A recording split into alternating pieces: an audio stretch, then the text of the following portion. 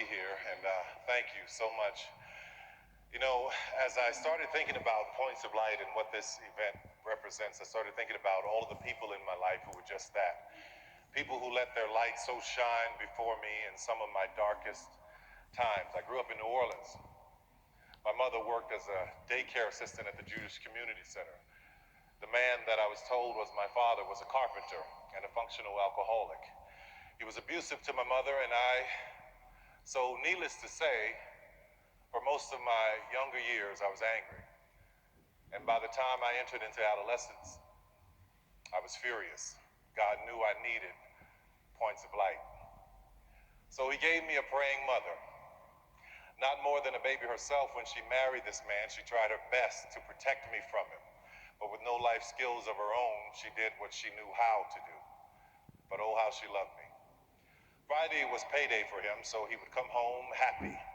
But that was short-lived. He would go out and return a few hours later drunk and angry, yelling and fighting her. And as I watched in horror, God knew that this little boy needed points of light. This happened every Friday and every Saturday night, but come Sunday morning, my mother would come in the room and wake me up, shake me in my chest and say, "Come on, baby, let's go to church." When we get there, I would see my mother up in the choir singing, happy, rocking, talking about, "Thank you, Jesus." I remember being a little boy wanting to know this God, this Jesus that made my mother so happy. She said, "Baby, I'm gonna teach you how to be a Christian, the real one.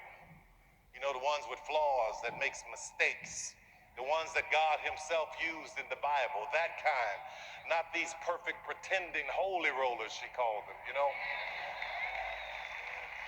She taught me that God loved me, and oh, what a point of light he has been for me. Now, I'm sorry, I know it's not politically correct to talk about God and faith these days, but oh well, they gave me a microphone. Thank you for allowing me to be myself. It was my mother teaching me about God and faith that allowed me to forgive my father and also to be able to understand them both. Now that I'm older, I realize that my parents had no examples. They were two wounded children trying to raise a wounded child. Years later, I would enter into show business not knowing that I was carrying a desire to share what I had learned and witnessed growing up.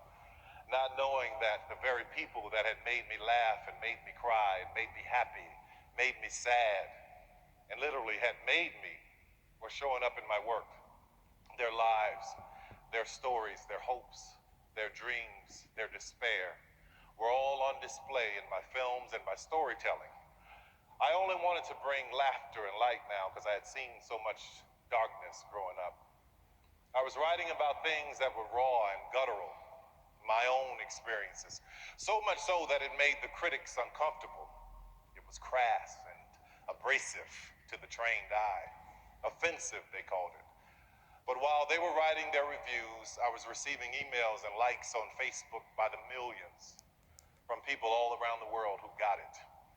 Like the letter I got from a woman who said, "My sister saw Diary of a Mad Black Woman, and you did in 2 hours what my family has been trying to do for 12 years. She's leaving an abusive relationship." Yeah. It was the point of life.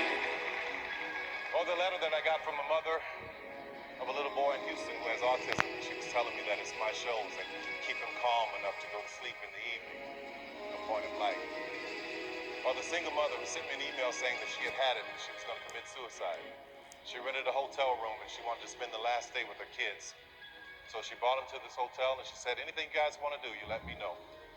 One of them said, "I want to watch one of Tyler Perry's plays." So they watched the show. And after they watched it, she was no longer depressed. She found herself laughing and happy and joyous. And she no longer wanted to commit suicide. That's a point of light. It feels great to be able to lift people on this level, but you also have the power to lift people even if you don't have this platform.